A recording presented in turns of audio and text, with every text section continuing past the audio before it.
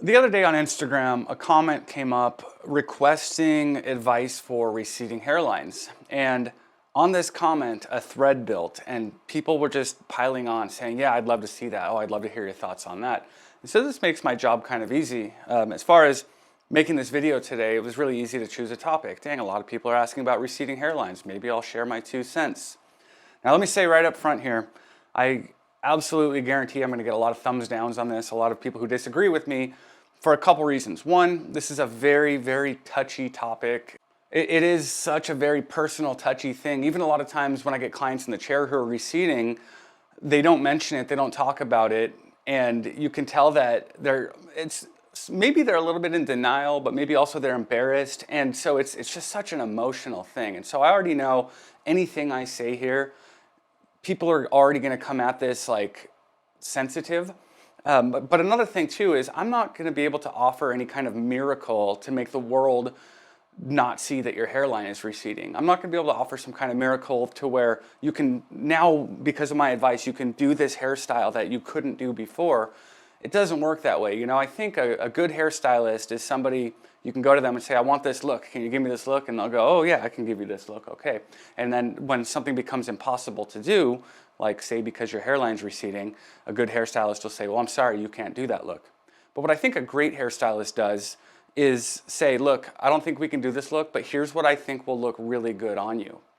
And so my approach to receding hairlines is very much I throw out the window any preconceived notions of like what is the most cool popular haircut right now, because they're probably going to want the most cool popular haircut.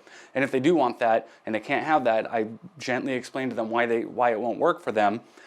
And I realize the goal is not I'm going to do the most cool popular haircut. The goal is I'm going to do what looks good on this head.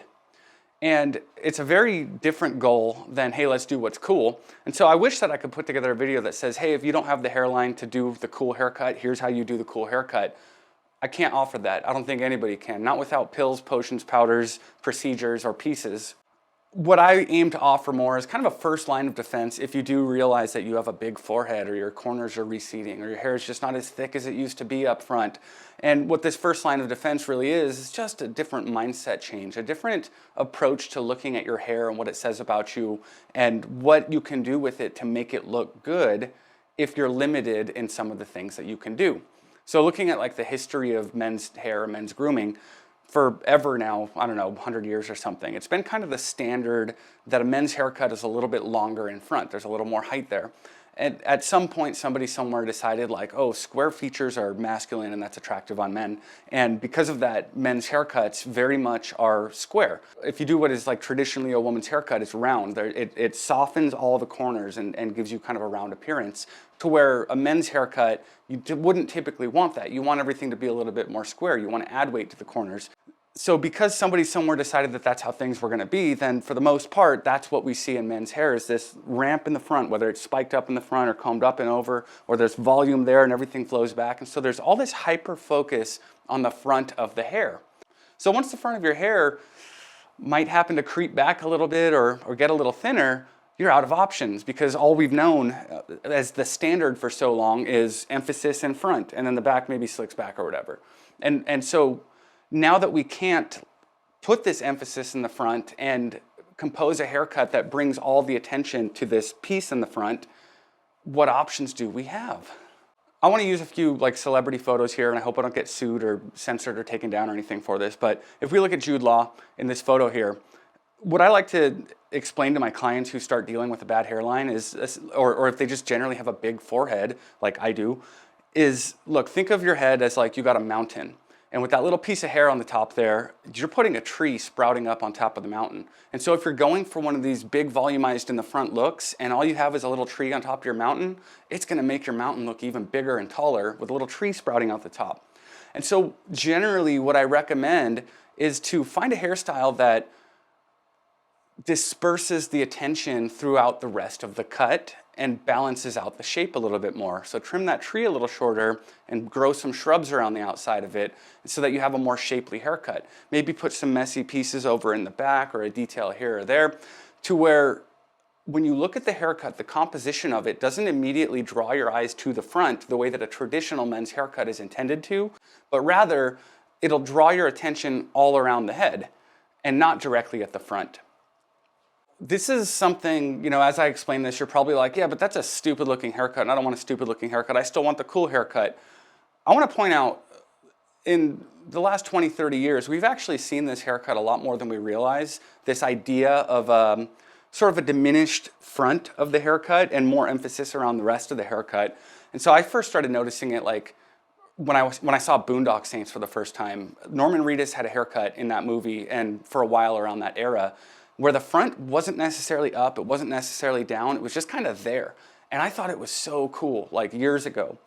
And then a few years later, I saw Jason Mewes. Not that he's like a style icon or anything, but I saw him in that Zack and Miri movie. His hair was really freaking cool. And same thing, it wasn't quite up, it wasn't quite down. Because the thing is, if you go, oh crap, I'm receding, I'm gonna wear my hair down like bangs. A lot of times, because the hair tends to be thinner, especially not having enough weight in these areas, if you wear your hair just down, it can make it look even thinner as it gets longer. And if the wind blows and the hair splits a little and someone sees your forehead way back here, it doesn't look nice. And then you end up with like a 12-year-old boy's haircut. You look like a young Bieber trying to hide something. And so the goal is not to hide it. The goal is to just pull attention away from it and bring it around to the rest of the haircut.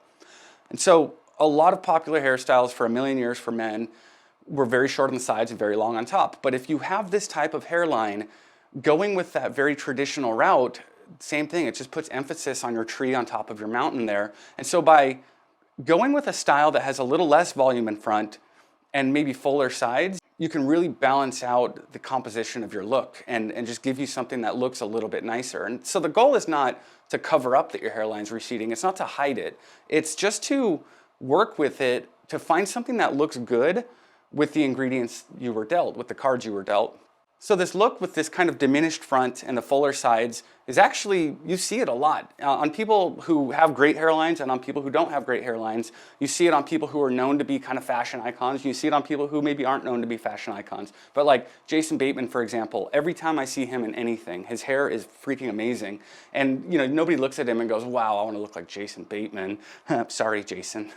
But at the same time, he does always have very cool hair. And you can find him with these looks that are, again, kind of diminished in the front with a lot of attention brought around back through the rest of the haircut. You see these looks on Brad Pitt all the time, like constantly finding Brad Pitt with this sort of front of his hair kind of chopped out, and it's not up and it's not down and it's just kind of there.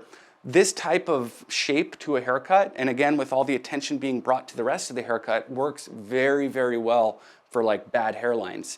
So this is like my go-to for bad hairlines, is to bring attention to the rest of the haircut, let the front sit in a way that maybe it's a little bit laying forward and covering up a corner, but it's not deliberately pushed forward to hide the corner.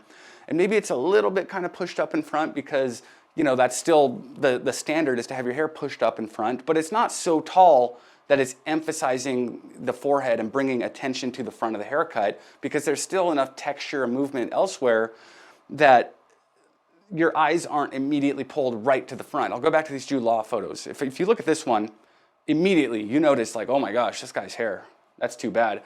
In the second photo, sure, you notice that he's receding or whatever, but it's not, your eyes don't come immediately to that tree on his mountain there. So you might be taking my words here, let down a little bit, like, dang, so you're telling me that I can't do this cut, this cut, this cut, all these popular hairstyles. That sucks. I wish you could have given me something better. Don't look at it like that. I would say the traditional big bump in front haircut is kind of a stumbling block for a lot of people's style.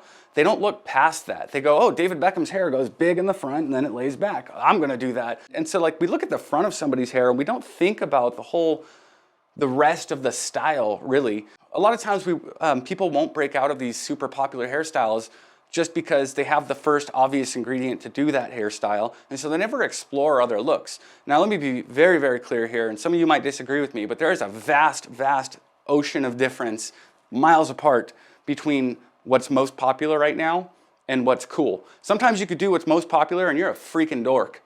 Sometimes you could do something nobody's doing and you're freaking cool.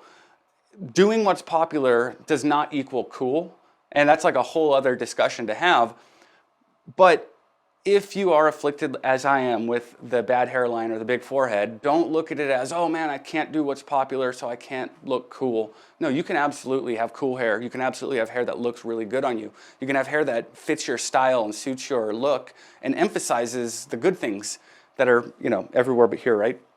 It is so emotional. I'm so sad about my hairline. I used to have a pompadour, man. Now if I did that, like, ugh. So closing out here, I just want to show you a few more examples of kind of what I'm talking about. I know I keep like beating this subject over and over and over. Take a haircut, and instead of putting all the emphasis in the front, diminish the front. Take it a little shorter, diffuse it a bunch, texturize it, put some of it up, some of it down, and focus on what's happening around the rest of the head. We see this in Ryan Gosling from time to time. We see this in Brad Pitt all the time. We see this in celebrities who are like style icons or not, and we don't really notice it most of the time, but it is a cool look, and it's a look that works very, very well for fine hair, for receding hairlines, for big foreheads, to take emphasis away from here and just kind of spread it elsewhere. Final tips here. If you do have fine hair, avoid shiny products. You might notice that when your hair is wet, it looks way thinner than when it's dry. So you'll definitely want to work with products that are very matte, and don't overload your product. It's very easy with fine hair to put in too much product, and once you put in too much product, it looks wet, and then you can see scalp, and we don't want people seeing scalp, right? Another thing is if you have some natural wave and some cool texture like that, work with it. Like if you're used to straightening your hair all the time, you might find that when you straighten your hair, it actually looks finer. And so if you're trying to get a fuller look, don't be afraid of leaving in the natural texture and the natural waves, and let it just kind of fill in that space there. And now speaking of that space there, I'll go back to the point I made in the beginning. You got to look at the whole composition of your haircut and make sure you don't have that mountain in the front. You want to spread things out evenly and fill in some of those voids with some of your matte waves and matte curls and things, or whatever texture, shards, spikes, or even if you want a neater look, at least have like fuller sides and don't have everything so slicked back. The final piece of advice here is if you're going to use some kind of product, powders or dyes or gels or things to try to hide your bad hairline, don't go overboard because people will notice it. Have somebody that you trust who will tell you the truth, let you know when you're overdoing it. I had a client who would use this powder that I sprayed all over my forehead here, and when he first got it, he used it subtly and tastefully, and over a couple months, he was getting so carried away with it. He'd come in and look like he had shoe polish on top of his head, and I had to like sit him down and be like, bro, here's how much you should use, and just kind of showed him the one time, like that's how much, any more than that, and people know you're trying to hide something. Thanks for watching. I hope it's been helpful in changing your perspective a little bit on your receding hairline. And I really, really hope that it's opened up ideas of researching haircuts that maybe aren't the most popular or the traditional norm, but looking at the rest of the haircut and trying to find hairstyles that look cool to you that aren't just a ramp in the front. So thanks for watching. Like and subscribe. All of that good stuff.